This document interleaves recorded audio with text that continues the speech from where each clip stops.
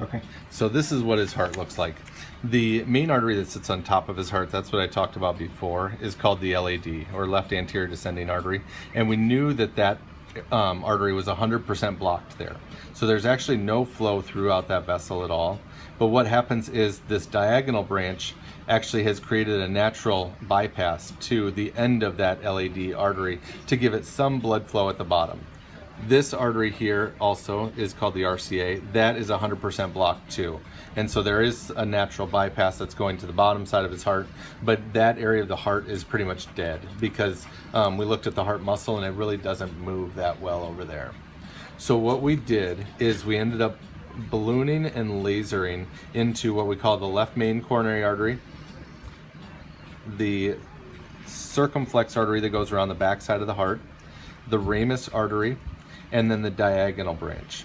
And so when I talked about surgery for him, we were talking about a bypass here, a bypass here, and a bypass here. And so I tried to do exactly what the surgeon was going to do, is basically open up blood flow to all three of those areas.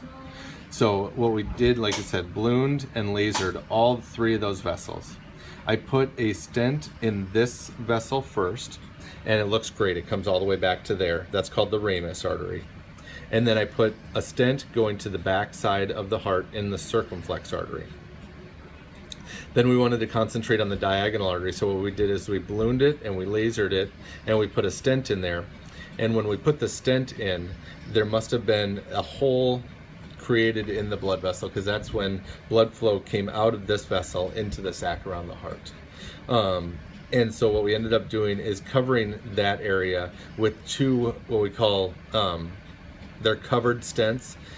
Basically, they have a covering that does not allow blood flow to leak around the stent. And so they have a tube opening there. So this is the area we really treated well, ballooned open, and we would like to stent it. And if everything goes well, we'll bring him back in a couple months for that.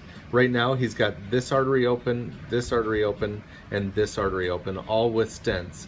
And really, it was a matter of one more stent, and we would have been done and finished, and everything would have been amazing.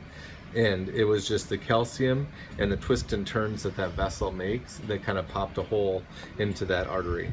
My hope is that that stays completely open and will be okay. He's holding his own right now. Blood pressure looks great, and so we'll kind of see where it goes from there. He's got the balloon pump in. We're not getting much out of the drain, and we're repeating the ultrasound of his heart probably in about an hour or so. And then we got him on a little bit of medication for his blood pressure.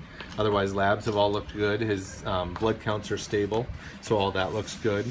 And so we're just hoping to see where he goes over the next kind of 24, 48 hours. Okay.